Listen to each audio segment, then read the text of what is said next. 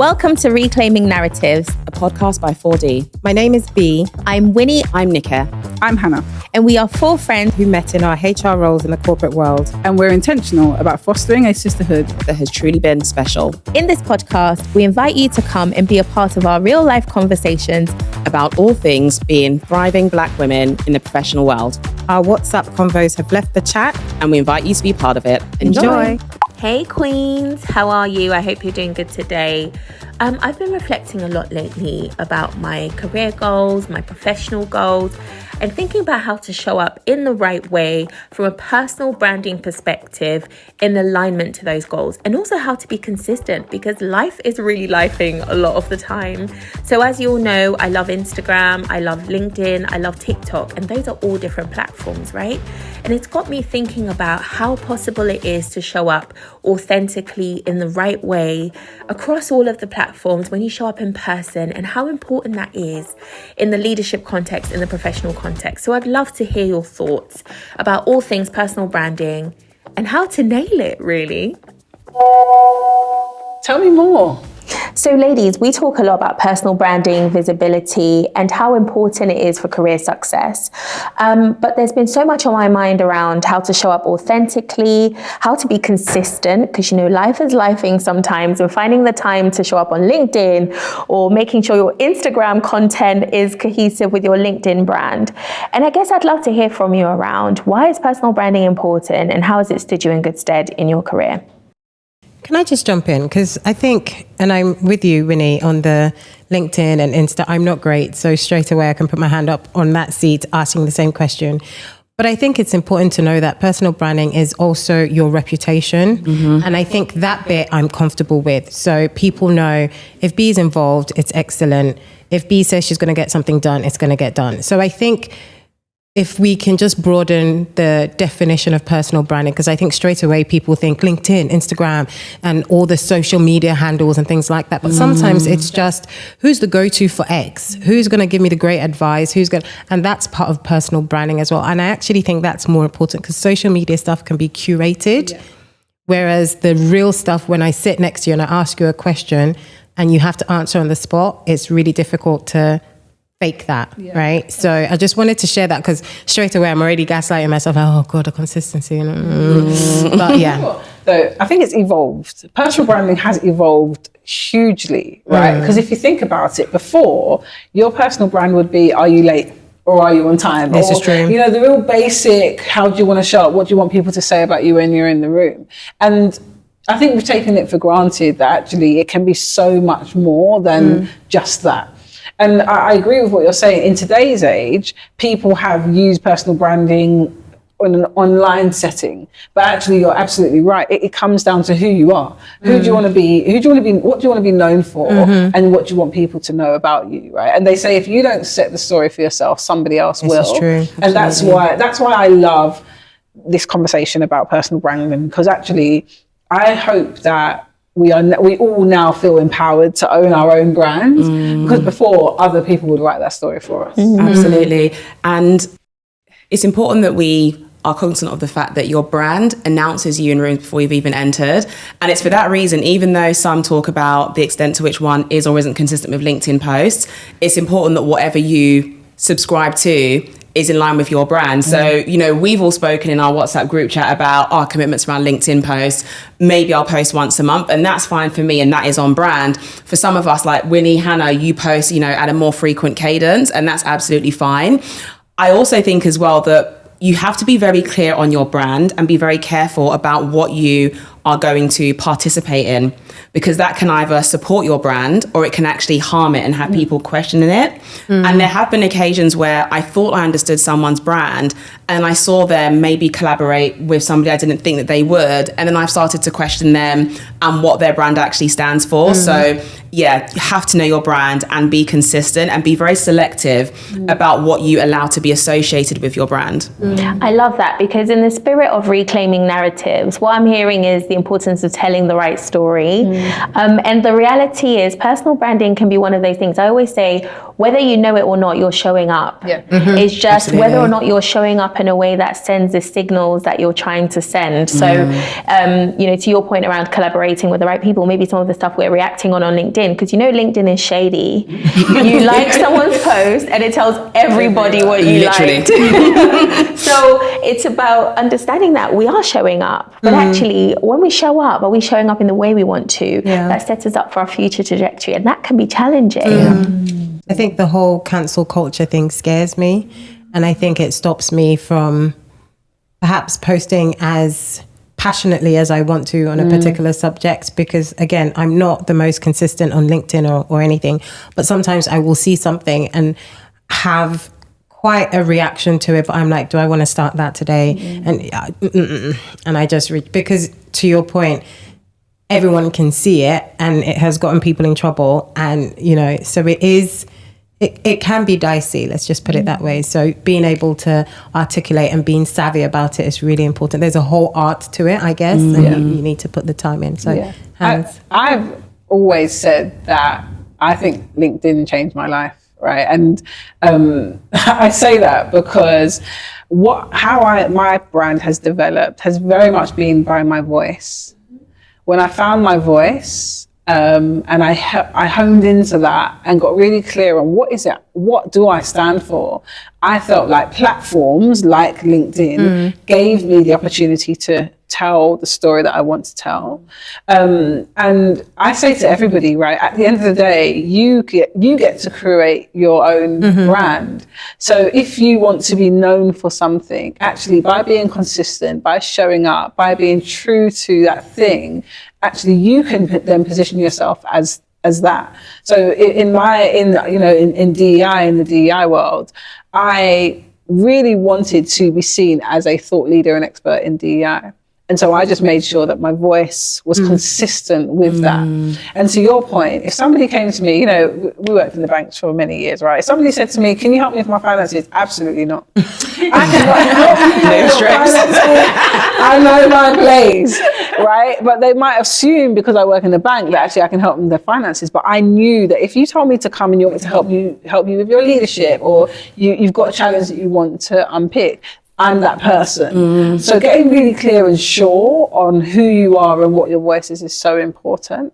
And I think that's the work that comes before LinkedIn or before the platform or before the posts. Completely agree. And it's important that you get clear on that, so that, and to your point about authenticity, so that the right people, the people who are looking for you can find you. Absolutely. You know, we don't need to imitate somebody else's leadership style or somebody else's brands. Like, we need to seek to be the best version of ourselves. And I think that we live in a time where people are often encouraged to share that, you know, they aspire to be the next somebody else. It's like, no, you want to be the best version of you. It's absolutely fine to do that. And that's not arrogance.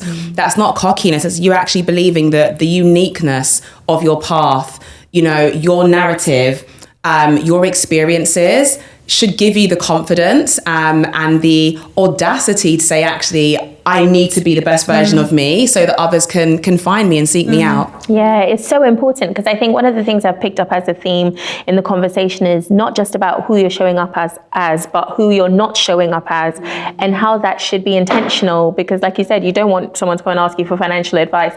It might not necessarily be that you don't have good financial savvy, but that's not the job you want to take on, and that's not the brand you want to portray, because you don't want to take on that as a service or as an offering. And we know a good B and I know a great LinkedIn expert who talks about the importance of positioning yourself as a thought leader. So for some people, it's actually when people look for people in my industry who are industry leading on this subject, I want them to find me. But we've also, Hannah and I have a great mentor who talks about being yourself with skill. And for me, that's about knowing I think of myself as a pie, and there are many slices, and there are some people who might get certain slices and other people who might get other slices, and that's being yourself with skill. I'm a very friendly person, but one of the things we often joke about is the fact that people don't want to meet Winnie fierce. Like when I'm angry, I am not the one. And sometimes you need to send the signal, especially, you know, with some of the stuff we talked about with self-advocacy. It's important that people know not to take the mickey and treat you with respect and seriousness. So I'd love to hear more about your own experiences with how you've had to tailor the way you come across to ensure that people take you seriously or in the way that you want them to. There's a saying I always say, and Winnie will laugh when I say this, that my sanity is a gift. I say it all the time, that I'm calm with you is not your entitlement, is a gift that I've chosen to give you. And as soon as you reject it, then you get the other side. And I think, call it background, how I grew up, whatever, but I think self-respect is high on the radar for me. So when I'm dealing with people, they get those signals early on that, we can kiki, we can play, but he's not the one to trifle with, basically. And so I think for me, that's important. And as I've grown in my career, where culturally it was kind of your boss says something and you don't challenge, you don't ask questions. As I've grown in that, now I'm challenging. Now I'm like, you might be my boss, but where, we can both collaborate to, fix something or work on a challenge. And so I've been able to bring more of that side as well, to say, here are the boundaries around what we can play with. So for me, that's high on my radar. I know what I don't want and I know what I do want, and I'm able to communicate that respectfully. Absolutely. And we're not one dimensional, right? Actually, we are multiple. We have multiple dimensions to who we are. And so as a personal brand, it's important for us to recognize that the Hannah or the Winnie or the Niket or the Bee at work is a very different person in their personal lives. How people know me in my personal capacity is slightly different. Slightly different. Slightly? Maybe. Slightly different. But what I'm trying to say, I suppose what I'm trying to say is that your personal brand can be dimensional. Absolutely. And so you can have many facets to who you are. I like yoga and all of that type of stuff. And so there's a part of me that brings that out in a different capacity. And then there's a part of me that likes telling stories. I like writing. I like conveying messages through storytelling. And so that's why I do my speaking, and I love speaking. I love posting on LinkedIn for that. And then when I get to work, I love to show up as a leader. And so them dimensions are all part of my brand, but I dial them up and I dial them down. And I think that's really important, because there's a lot of people who are still grappling with this personal branding piece, thinking that they have to be something different. When actually but it evolves. I think the question that keeps swirling in my head, and Winnie and I have this conversation all the time, it almost feels like when you decide to show up on LinkedIn, it has to be this one thing. And so is there room for evolving? Like, you start off talking about something and then you learn that thing and then you're passionate about something else. And I feel like it's a box, and I don't know if I want to go into that box, because to your point, life changes. Maybe I'm passionate about this thing now, but do you see what I mean? And so absolutely. Just going back to a point that you made about adapting one's brand, I wanted to delve into that a bit more, because when it's come to the work I've done around my brand in recent years, one of the things I've reminded myself of is the importance of owning that brand and actually questioning whether I need to adapt the brand. And the reason I say that is that it's important that we are unapologetic about our brand. Again, to the point that we made in one of the other episodes, you should be open to feedback. You should be aware. But I think of a really good bit of advice that one of my bosses once gave me. She said, Niket, it's not your responsibility to make others feel comfortable. And it's important that we don't lose ourselves in an effort to assimilate or be more palatable to some others. Like, there are a number of leaders who I'm so inspired by, and I love how unapologetic they are. Some of them could do a little bit of refinement around the edges, absolutely. But I love the fact that they step into their power unapologetically. And for that reason, the people who are looking for them are gravitated towards them. I love that. I love that the theme that comes through is around evolution, being a work in progress. And sometimes with visibility or personal branding, it's important to just put your best foot forward, but creating room. You talk about people being rough around the edges. I think it's about knowing that shouldn't stop you from showing up in the way that you want to. We talked about starting points. I know, Hannah, you've spoken about your socioeconomic, lens on your background, and it's very similar to me. Growing up in Ghana and moving to England and learning the ways of the land, the way people communicate. British humour, there has to be a masterclass on that, mate. Just on that bit. But giving yourself that space to evolve. And for a lot of people, I think we put so much into, I'm so scared, I don't want to show up because what if I'm not ready yet? What if I don't do the right thing? And I always say to people, you should just start with where you're at. Okay, I'm looking at this new opportunity that I want to do in a year. For me, visibility then is about how do I get in front of the right stakeholders who are hiring for that job so that they know about me when that job comes up. It may not necessarily be being on LinkedIn. It's just about getting in front of the right people. LinkedIn, I think you talked about it being a mechanism or a tool. It just so happens they might be there or in the office, wherever you find them. And I think that's one thing that people don't talk about enough. I agree. We have to talk about the fact that actually it is tough to be yourself in the workplace. It's tough to bring your whole ready self, for that conversation? Right? You know, because and again, we are in privileged positions as senior women. We can show up as we want to show up, right? Because we have the refinement, we have the skill. We know we've been seasoned in this space.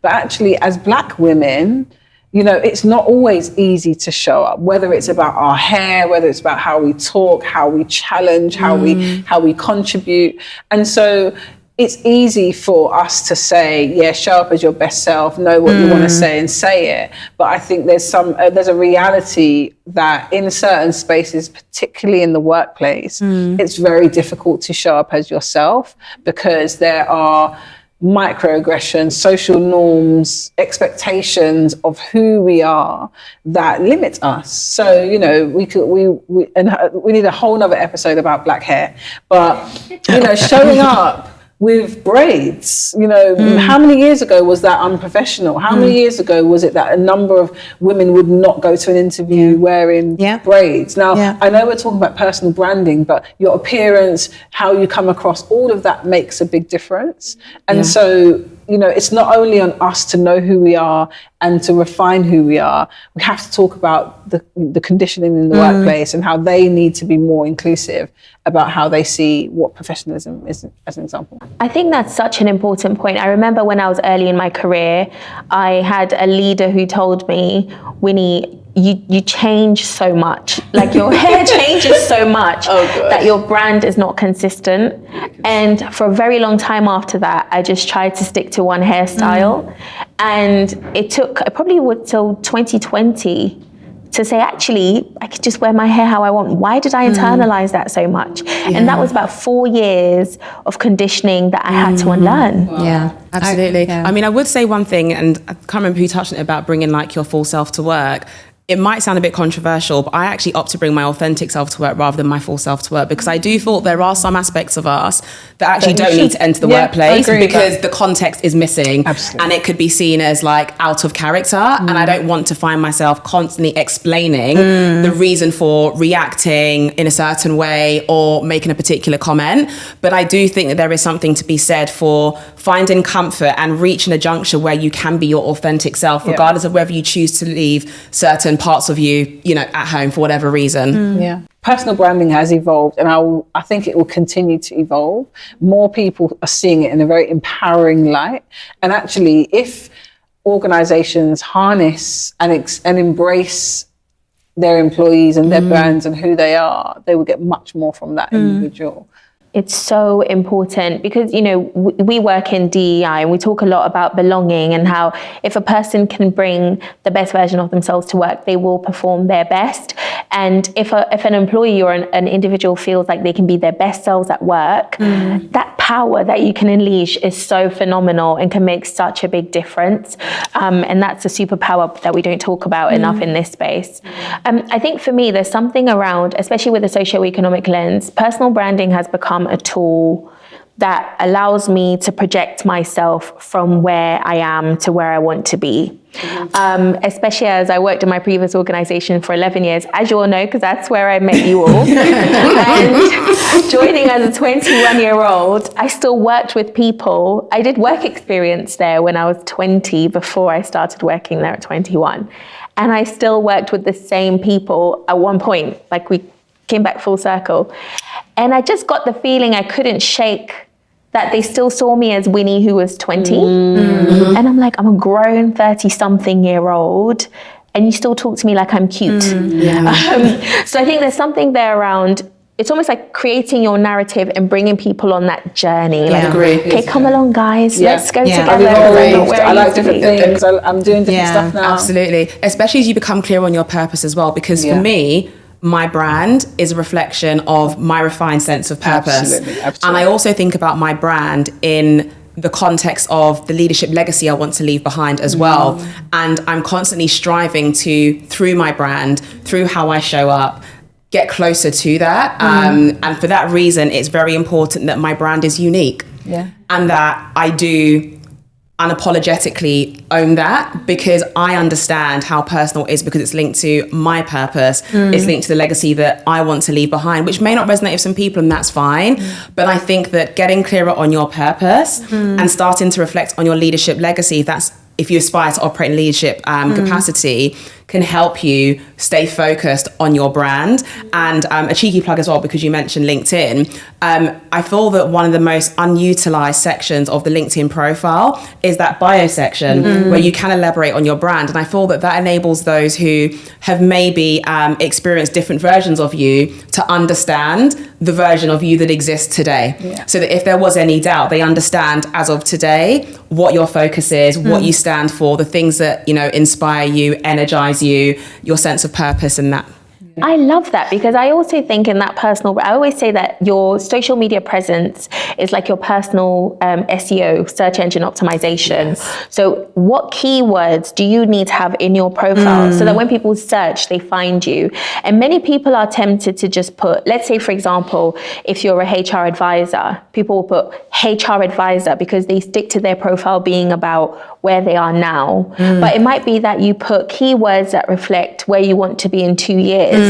Why? Because you're capable of that, and you want to be in that search result when people are searching for that. So if it's, I don't know, HR business partner, you want to put business partner in your bio. So in addition to it being, this is Nikki, this is what I do, this is what I'm passionate about, this is my purpose, you also want to put keywords that reflect where your destination is, so that you are found when people are searching for those things. Completely agree. And just going back to the point I made about that bio section on LinkedIn, it's also important that you update it. I recently updated mine, and when I looked at the version that was there, I was like, I don't know who this person is. I didn't understand what I put there. I'm like, it seemed like you were just, it's okay, relax. Like, you are where you need to be now. Like, this is not you. And I was filled with such pride and a sense of accomplishment, having progressed from that version of myself. And just like looking at what I was able to include, like language-wise and everything else in the bio that I recently saved on LinkedIn. For me, that reminds me of the journey that I have been on. So yeah, it's important that you keep it up to date as well, so it resonates. Yeah, people, I'm sure there'll be people that will be like, how do you start a personal brand? Like, how do you get going? And there are mechanical ways that you can start to build your personal brand. So your headline on LinkedIn or your bio, there are ways that you can start to shift how people see and think about you. But then also it's about, I loved what you said, Nikki, about purpose, because I truly believe that I am living my purpose every single day. And I believe that God gave me that purpose. And so because I'm so rooted in that, it allows me to show up. But when I wasn't, and I probably found my purpose about 7 years ago in my career of nearly 18 years, right? So it's never too late, right? But at the same time, when I found it, I got so sure of who I am. Yeah.